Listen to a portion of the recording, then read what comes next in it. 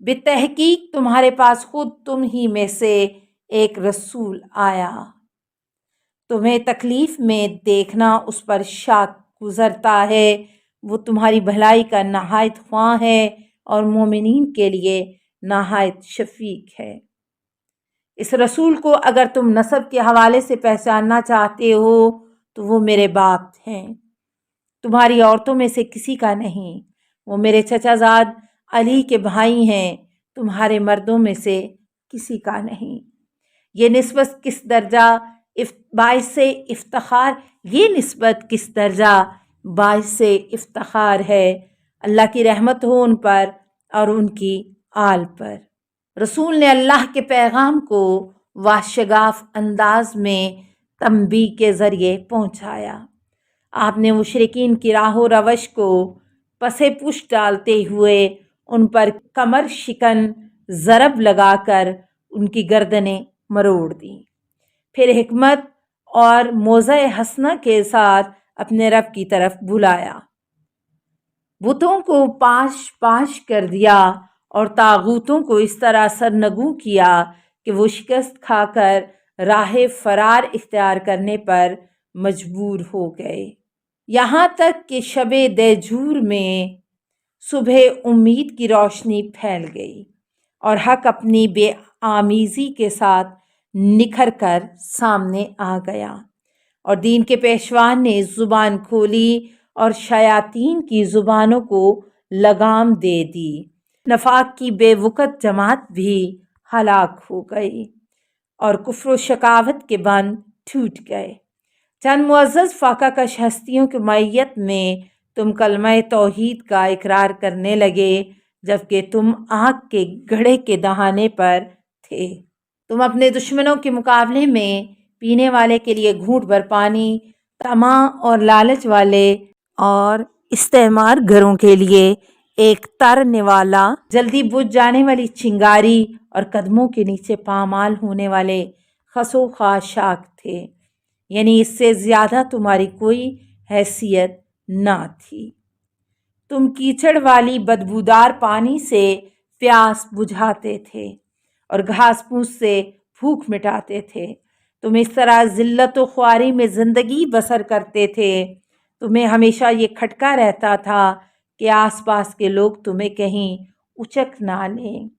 ایسے حالات میں اللہ نے تمہیں محمد صلی اللہ علیہ وآلہ وسلم کے ذریعے سے نجات دی۔ اس سلسلے میں انہیں زور آوروں، عرب بھیڑیوں اور سرکش اہل کتاب کا مقابلہ کرنا پڑا۔ دشمن جب بھی جنگ کے شعلے بھڑکاتے اللہ انہیں بجھا دیتا، جب بھی کوئی شیطان سر اٹھاتا یا مشرکین میں سے کوئی اژدہا منہ کھولتا، رسول اپنے بھائی علی کو اس کے حلق کی طرف آگے کرتے تھے اور وہ علی ان لوگوں کے غرور کو اپنے پیروں تلے پامال کیے بغیر اور اپنی تلوار سے اس آتش کو فروغ کیے بغیر نہیں لوٹتے تھے۔ وہ رائے خدا میں جاں فشا، اللہ کے معاملے میں مجاہد، رسول اللہ کے نہایت قریبی اور اولیاء اللہ کے سردار تھے۔ وہ جہاد کے لیے ہمہ وقت کمر بستہ، امت کے خیر خواہ، عزم محکم کے مالک اور رائے حق میں جفا کش تھے۔ رائے خدا میں وہ کسی کی ملامت کی پرواہ نہیں کرتے تھے، مگر تم ان دنوں عیش و آرام کی زندگی بسر کرتے تھے، نیل سکون اور خوشی میں امن و امان کے ساتھ رہتے تھے۔ تم اس انتظار میں رہتے تھے کہ ہم پر مصیبتیں آئیں اور تمہیں بری خبریں سننے کو ملیں۔ تم جنگ کے وقت پسپائی اختیار کرتے تھے اور لڑائی میں راہ فرار اختیار کرتے تھے، پھر جب اللہ نے اپنے نبی کے لیے مسکن انبیاء اور برگزیدگان کی قرارگاہ آخرت کو پسند کیا تو تمہارے دلوں میں نفاق کے کانٹے نکل آئے اور دین کا لبادہ تار تار ہو گیا، ضلالت کی زبانیں چلنے لگیں، بے مایہ لوگوں نے سر اٹھانا شروع کر دیا اور باطل کے سرداروں نے گرجنا شروع کر دیا، پھر وہ دم ہلاتے ہوئے تمہارے اجتماعات میں آ گئے۔ شیطان بھی اپنی کمینگاہ سے سر نکالا اور تمہیں پکارنے لگا۔ اس نے تمہیں اس دعوت پر لبیک کہتے ہوئے پایا اور اس کے مکر و فریب کے لیے آمادہ اور منتظر پایا۔ پھر شیطان نے تمہیں اپنے مقصد کے لیے اٹھایا اور تمہیں سبک رفتاری سے اٹھتے دیکھا۔ اس نے تمہیں بھڑکایا تو تم فوراً غضب میں آ گئے۔ اس نے اپنے نشان دوسروں کے اونٹوں پر لگا دیے اور اپنے گھاٹ کی جگہ دوسروں کے گھاٹ سے پانی بھرنے کی کوشش کی۔ یہ تمہاری حالت ہے جبکہ ابھی عہد رسول قریب سے ہی گزرا ہے، زخم گہرا ہے اور جراحت ابھی مندمل نہیں ہوئی۔ ابھی رسول کی تدفین نہیں ہوئی تھی کہ تم نے فتنے کا بہانہ بنا کر عجلت سے کام لیا۔ تو یہ فتنے میں پڑ چکے ہیں اور جہنم نے ان کافروں کو گھیر رکھا ہے۔ تم سے بعید تھا اور تم نے یہ کیسے سوچا اور تم کدھر بہہ کے جا رہے ہو؟ حالانکہ کتاب خدا تمہارے درمیان ہے، جس کے دستور واضح، احکام روشن، تعلیمات آشکار، تنبیہات غیر مبہم اور اس کے اوامر واضح ہیں۔ اس قرآن کو تم نے پس پشت ڈال دیا۔ کیا تم اس سے منہ موڑ لینا چاہتے ہو؟ کیا تم اس کے بغیر فیصلے کرنے کے خواہاں ہو؟ یہ ظالموں کے لیے برا بدل ہے، اور جو شخص اسلام کے سوا کسی اور دین کا خواہاں ہوگا اسے ہرگز قبول نہیں کیا جائے گا، اور ایسا شخص آخرت میں خسارہ اٹھانے والوں میں سے ہوگا۔ پھر تمہیں خلافت حاصل کرنے کی اتنی جلدی تھی کہ خلافت کے بتکے ہوئے ناکہ کے رام ہونے اور مہار تھامنے کا بھی تم نے مشکل سے انتظار کیا۔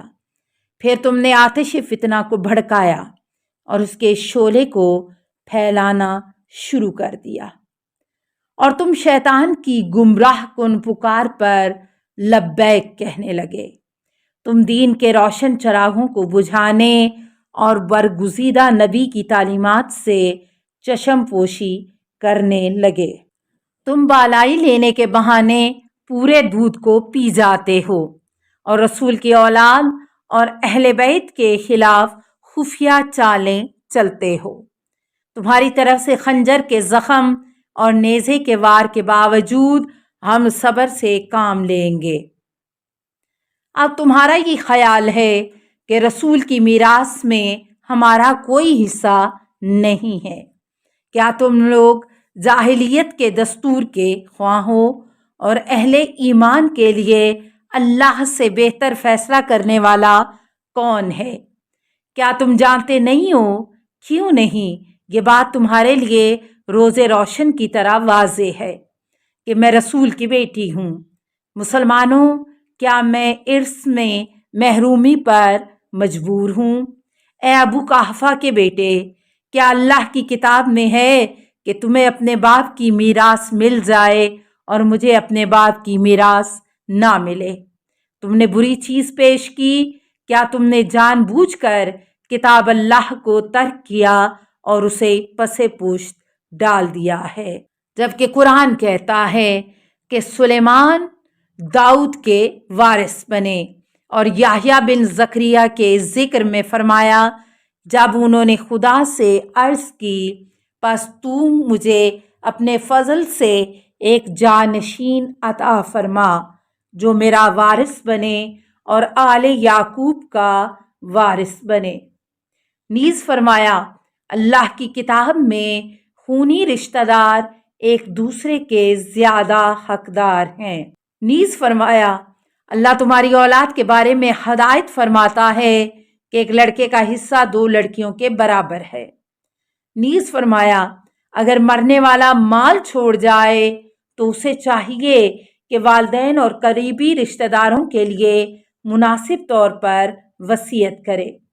اس کے باوجود تمہارا خیال ہے میرے باپ کی طرف سے میرے لیے نہ کوئی وقت ہے، نہ ارث اور نہ ہمارے درمیان کوئی رشتہ۔ کیا اللہ نے تمہارے لیے کوئی مخصوص آیت نازل کی ہے جس میں میرے والد گرامی شامل نہیں ہیں۔ کیا تم یہ کہتے ہو کہ دو مختلف دین والے باہم وارث نہیں بن سکتے؟ کیا میں اور میرے والد ایک ہی دین سے تعلق نہیں رکھتے؟ کیا میرے باپ اور میرے چچا زاد علی سے زیادہ تم قرآن کے عمومی اور خصوصی احکام کا علم رکھتے ہو؟ لے جاؤ میری وراثت کو اس آمادہ سواری کی طرح جس کی مہار ہاتھ میں ہو۔ تمہارے ساتھ حشر میں میری ملاقات ہوگی، جہاں بہترین فیصلہ سنانے والا اللہ ہوگا اور محمد صلی اللہ علیہ وسلم کی سرپرستی ہوگی اور عدالت کی وعدہ گاہ۔ قیامت ہوگی۔ جب قیامت کی گھڑی آئے گی تو باطل پرست خسارہ اٹھائیں گے۔ اس وقت ندامت سے کوئی فائدہ نہیں ملے گا۔ ہر خبر کے لیے ایک وقت مقرر ہے۔ عنقریب تمہیں معلوم ہو جائے گا کس پر رسوا کن عذاب آتا ہے اور کس پر دائمی عذاب نازل ہونے والا ہے۔ پھر انصار کی طرف متوجہ ہو کر فرمایا، اے بزرگوار اور ملت کے بازوؤں اور اسلام کے نگہبان،